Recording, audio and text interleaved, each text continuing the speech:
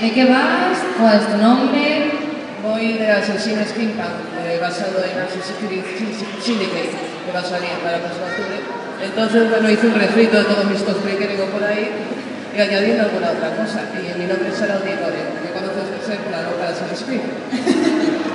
Me parece increíble. O sea, es una cover muy chula. Mucha imaginación, es increíble, me encanta. ¿Y el sombrero lo has hecho pieza muy bien?